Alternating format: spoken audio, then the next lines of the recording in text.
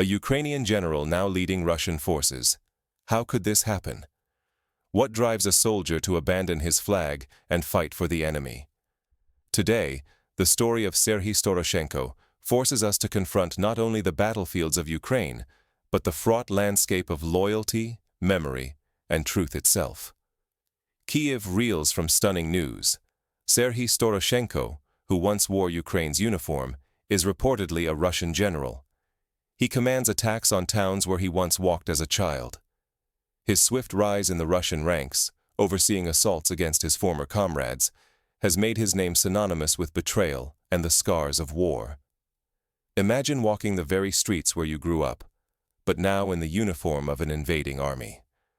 Storoshenko's journey is not just a personal tragedy, it is a national wound, a symbol of the tangled loyalties ripped open by war. On the Kupiansk front, violence never sleeps. Drones skim bombed streets, artillery screams every few minutes, and armored convoys inch forward, hunted by unseen enemies. Soldiers and civilians alike endure relentless pressure, torn between dread, exhaustion, and the gnawing doubt of who might turn next. Kupiansk's story echoes other cities that became pivot points in history. Think of Stalingrad in World War II, where neighbors became enemies overnight, or Berlin during the Cold War, when families were divided by a wall. Today, the front lines in Kupiansk are more fluid, but the psychological barriers are just as high. For Kyiv, Storoshenko's defection is not merely a military shock.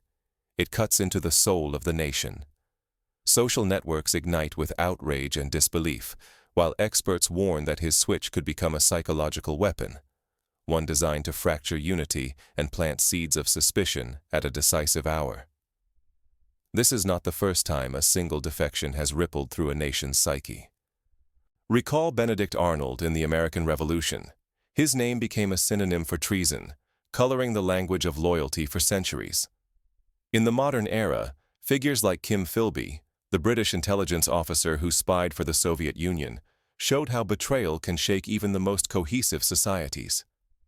Ignore stories like this, and we risk missing the true face of conflict.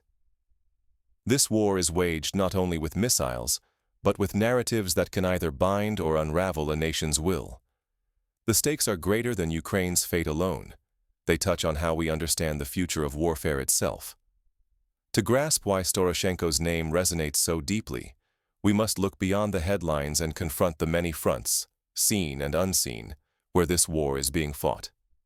The story of one man's defection is a microcosm of the larger struggle for identity, belonging, and the meaning of home. What makes a decorated officer turn against his homeland?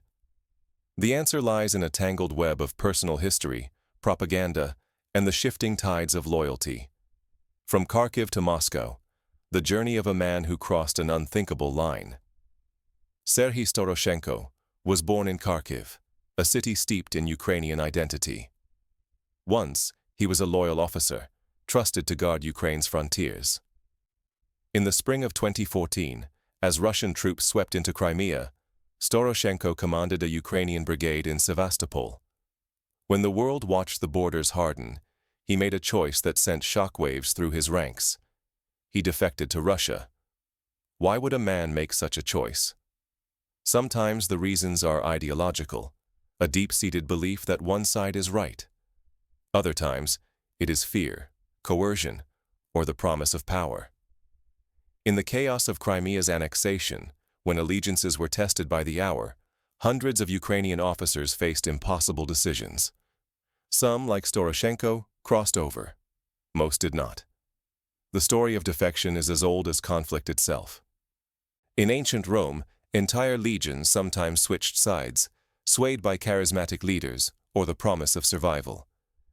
In the 20th century, the Spanish Civil War saw brothers fighting brothers, and neighbors forced to choose between loyalty and conscience. Each defection left scars that lasted generations. Now, his name has erupted back into headlines. Reports claim Storoshenko is now a Russian general, allegedly leading the infamous 6th Army in the brutal fight for Kupiansk. The city stands on a knife's edge, and the image of a Ukrainian-born commander spearheading attacks against his homeland has become a symbol, one that slices far deeper than any military line. On television, online, and in whispered conversations, Storoshenko's story is told and retold. Russian media paint him as a patriot returning home, while Ukrainian outlets call him a traitor. Social feeds explode with heated arguments. Is he a betrayer or a hero? The language of betrayal and return fuels debates that swirl with anger, pain, and disbelief. The battle for territory has become a battle for the soul.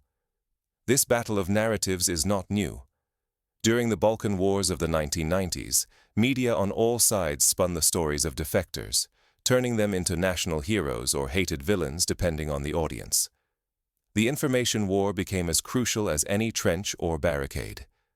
Yet the rupture runs deeper than any headline. Storoshenko's defection has shattered bonds across families and villages, exposing wounds of identity and belonging. In eastern Ukraine, old friendships have fractured, and even relatives now argue over what it means to be loyal or to betray. His story is not just one man's. It is a mirror held up to centuries of intertwined history, now torn apart by war. Consider a grandmother in Kupiansk, whose son fights for Ukraine while her brother, swayed by Russian television, quietly supports Moscow. Family dinners become battlegrounds. Trust is at stake, between soldiers, within families, across communities. If a decorated officer can switch sides, then who, if anyone, can truly be trusted? Loyalty, once certain, is now a battleground of its own. But the struggle for Kupiansk is about more than old allegiances. Here, tactics, technology, and survival collide each day, reshaping the very meaning of the fight. As the battle for Kupiansk intensifies, the world watches not just for military outcomes, but for what Storoshenko's story reveals about the deeper fractures in Ukrainian society. The true war, it seems, is being fought on more than one front. Kupiansk is more than a city. It stands as the final shield before Kharkiv, and tonight, it is under siege. What happens here will send shockwaves far beyond the battlefield. Kupiansk has become the stage for resilience and betrayal, hope and dread, for both Ukraine and Russia. Its fate is measured not just in territory, but in the hearts and fears of millions. Street by street, the fighting is unyielding. Columns of tanks grind along shattered avenues. Artillery shells land with relentless rhythm. Drones, both makeshift and high-tech, crowd the skies, hunting and recording every explosion. Russian attacks hammer Kupiansk day and night, while Ukrainian defenders cling to every block, refusing to retreat. The city's skeleton is all that remains, a testament to the destruction and the grit of those still fighting. Both sides shift tactics hour by hour. Russian troops now deploy nimble assault teams, slipping through the ruins with speed and stealth. Their electronic warfare sows chaos, jamming radios and blinding Ukrainian surveillance. Yet Ukrainian units strike back with Western artillery and cutting-edge counter-drone weapons, pinpointing Russian units with deadly precision. It is a pitiless chess match, every gambit met with a ruthless reply. Despite these shifts, the front barely budges. A grinding stalemate sets in. Soldiers and civilians are locked together in a lethal deadlock. Hospitals in Kupiansk and Kharkiv are pushed to their limits by wave after wave of casualties. Medical teams work without rest, supplies dwindling dangerously low. For ordinary people, survival is a daily gamble. Basements become bunkers, and hope is as thin as the air between shellings. To grasp the lived reality, picture a teacher who spends her days teaching math in a makeshift classroom underground, pausing every time the distant thunder of shells grows too close. Or a medic who sleeps in the hospital basement, waking every hour to treat the next wave of wounded. Their stories rarely make headlines, but they define the spirit of Kupiansk. Yet the fight is not only in the rubble. There is a second war, just as fierce, waged through information. Videos of burned tanks, tales of last stands, and stories, like that of General Serhi Storoshenko, the Ukrainian officer now leading Russian assaults, ripple across the web. Social media floods with images and rumors, some truthful, some carefully spun to erode morale. Both sides deploy psychological operations, seeking not just to shatter defenses, but to break the spirit. The use of propaganda and psychological warfare has a long history.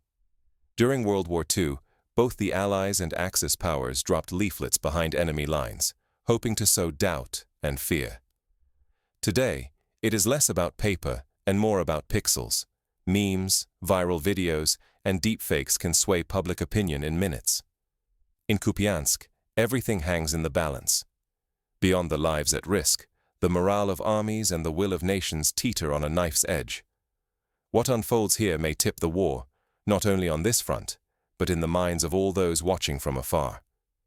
But beneath the gunfire and propaganda, one story cuts deeper than the rest. The defection of General Storoshenko.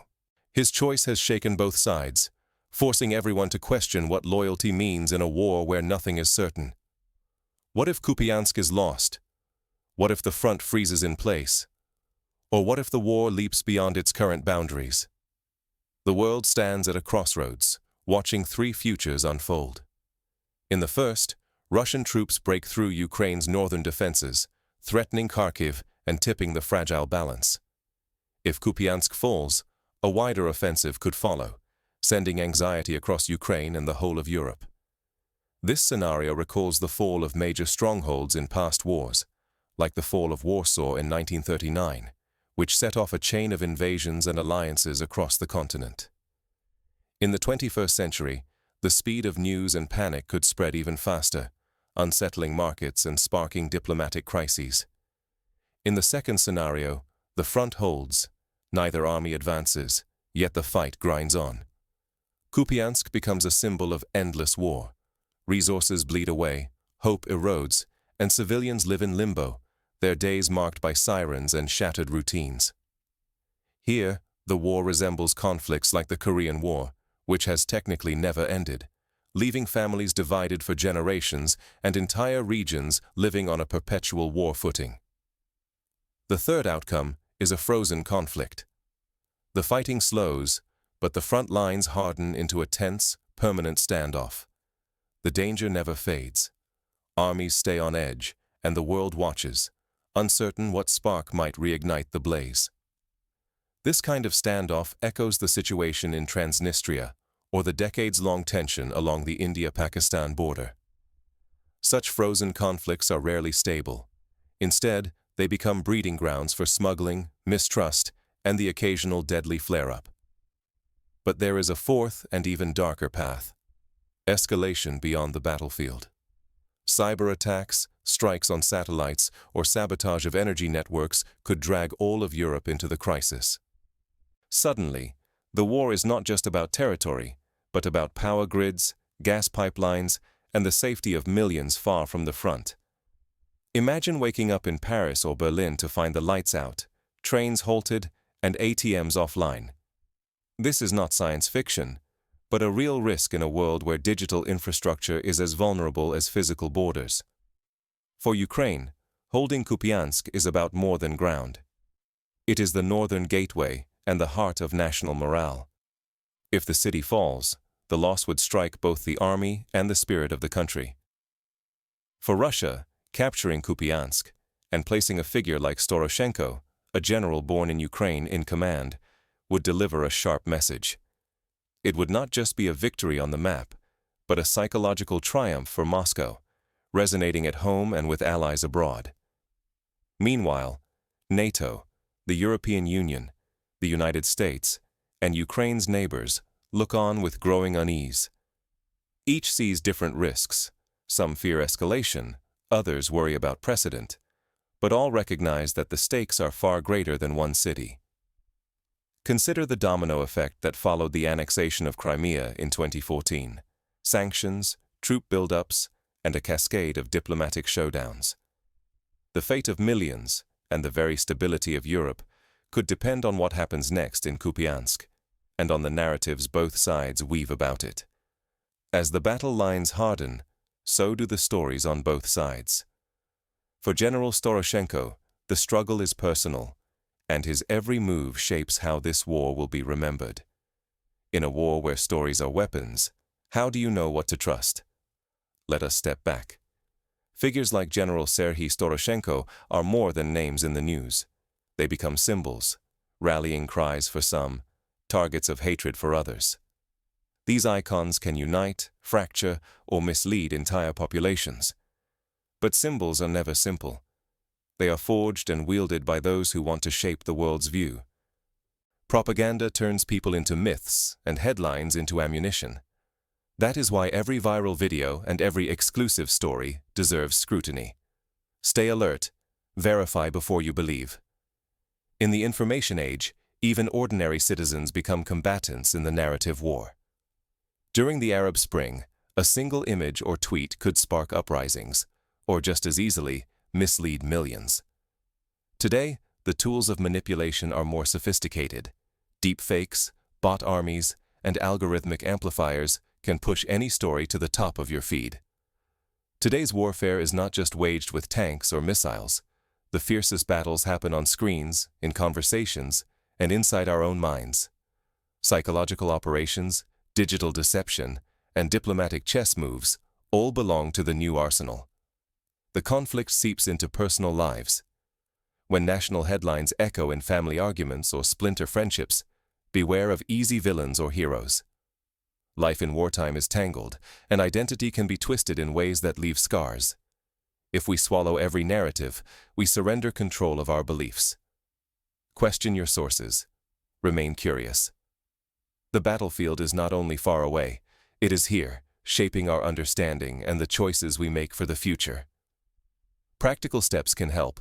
Cross-check information with multiple reputable outlets. Seek out primary sources when possible. Look for context, not just quotes. If a story seems designed to provoke outrage or fear, ask who benefits from your reaction.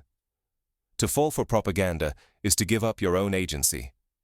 The cost of confusion is steep, for individuals, for communities, and for countries searching for peace.